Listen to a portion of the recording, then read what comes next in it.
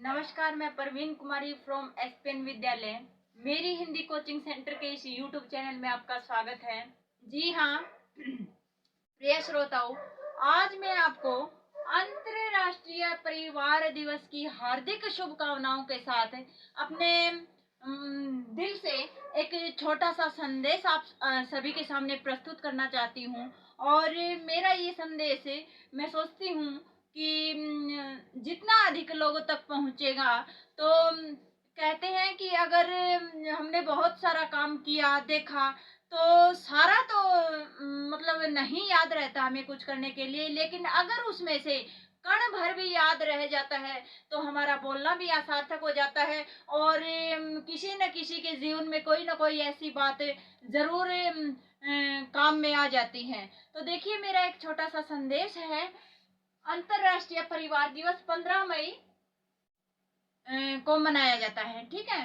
तो ये देखो बच्चों, सबसे पहले प्रिय श्रोताओं, मैं कहना चाहूंगी कि कुछ पॉइंटों को लेकर मैं यहाँ पे प्रस्तुत हुई हूँ। सबसे पहला पॉइंट है हमारा शिक्षा। शिक्षा को देखिए कि परिवार में एक परिवार का शिक्षित होना बहुत जरूरी है। परिवार अगर शिक्षित नहीं होगा तो मतलब उसकी नींव जो है वो मजबूत नहीं हो पाएगी।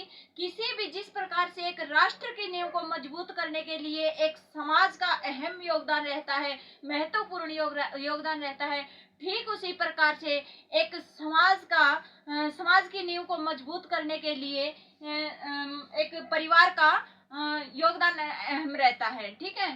तो उसमें सबसे हमारा पहला जो पहलू है वो है शिक्षा। शिक्षित होना बहुत जरूरी है। और शिक्षा ये नहीं हम सिर्फ बेटों के लिए बल्कि अपनी बेटियों को भी उचित शिक्षा दिलवाए। और कहना चाहूंगी कि शिक्षा के मामले में हम बेटा और बेटी में फर्क न करें, क्योंकि जब एक बेटा इतना आगे बढ़ सकता है तो बेटी क्यों नहीं बढ़ सकती। एक बेटा जब शिक्षित होगा तो वो एक ही परिवार को रोशन करेगा और बेटी जब शिक्षित होगी तो वो एक नहीं बल्कि दो दो परिवारों को रोशन करेगी। अगला पॉइंट हम लेकर आते हैं संस्कार। देखिए, सबसे पहले बताना चाहूंगी कि अंतर्राष्ट्रीय परिवार दिवस के इस अवसर पर मैंने देखा है कि आज का जो समय है, आज का जो युग है, बिल्कुल संस्कारहीन होता जा रहा है। संस्कार नाम मात्र के रह गए हैं। तो आज के समय में ये बहुत जरूरी है कि हम अपने परिवार के सदस्यों को, परिवार में पैदा होने वाले छोटे से छोटे बच्चे को अच्छे संस्कार दें ताकि वो एक सुदृढ़ राष्ट्र का निर्माण कर सके। और जब सुदृढ़ राष्ट्र का निर्माण होगा तो हम एक अच्छे नागरिक उभर कर उसमें अपना महत्वपूर्ण योगदान दे सकेंगे। फिर देखिए स्वाध्याय। अगला पॉइंट मेरा आता है स्वाध्याय। किसी भी परिवार की नींव को मजबूत करने के लिए स्वाध्याय करना बहुत जरूरी है। स्वाध्याय मतलब अध्ययन करना, अपने आप बुक्स वगैरह पढ़ना, किताबें पढ़ना। और किताबें ये नहीं नॉर्मल किताबें हम डेली पढ़ते हैं, लेकिन वो स्वाध्याय एक ऐसा स्वाध्याय है, ऐसा अध्ययन करना है कि महापुरुषों की पुस्तकें पढ़ें। आप किसी भी युग के, किसी भी समय के इतिहास को उठाकर देखेंगे तो जो लोग कामयाब हुए हैं वो महापुरुषों की जीवनियों से प्रेरणा ले बढ़े हैं। तो प्रिय श्रोता, स्वाध्याय का मतलब क्या हुआ? स्वयं का अध्ययन, अपने आप को मन से जानना, अंदर से जानना कि मैं, मेरे अंदर कितना कुछ क्या करने के लिए मैं काबिल हूँ।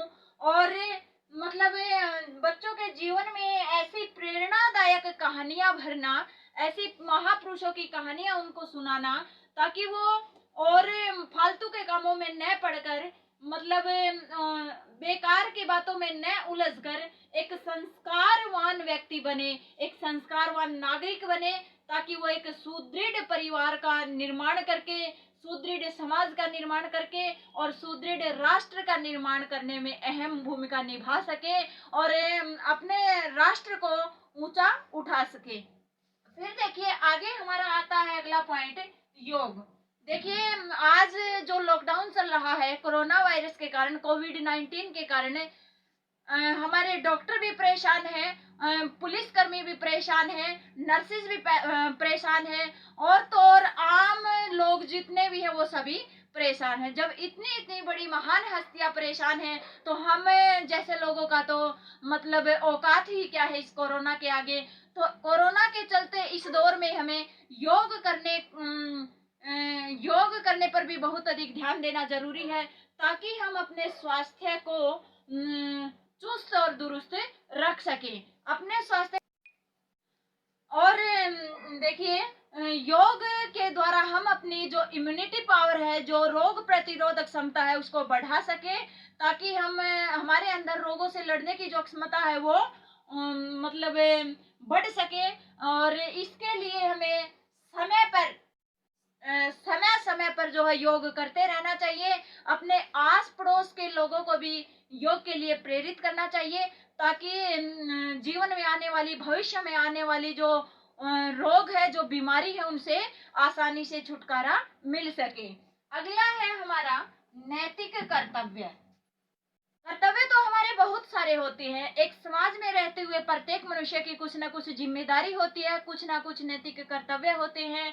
तो मैं आपको बताना चाहूंगी कि जब एक बच्चा परिवार में पैदा होता है तो वो अपने समाज के सभी, जैसे जैसे वो बढ़ता जाता है, जैसे जैसे वो बड़ा होता जाता है, समाज के और सभी लोगों को उनकी जिम्मेदारी का पालन करते हुए देखता है। तो क्यों ना हम उस बच्चे में ऐसे संस्कार दे, ऐसी शिक्षा दे, ऐसा स्वाध्याय कराए उसको, और ऐसे योगासन सिखाए कि वो मतलब अपने जीवन को नैतिक कर्तव्यों में ढाल सके, अपनी जिम्मेदारी को समझ सके, और नैतिक कर्तव्य के माध्यम से हम बच्चों को बताएं, उनको छोटे छोटे काम सौंपे, उनको छोटे छोटे काम करने के लिए दे, छोटी छोटी जिम्मेदारियां उनको सौंपे, ताकि वो भविष्य में आने वाले किसी भी परेशानी का सामना अच्छे से कर सके, हिम्मत के साथ, साहस के साथ कर सके। तो आशा करती हूँ मेरे द्वारा बताई गई बातों पर आप लोग अमल करेंगे। और आज के लिए इतना ही, मैं अपनी वाणी को विराम देती हूँ। शुभ दिन, धन्यवाद।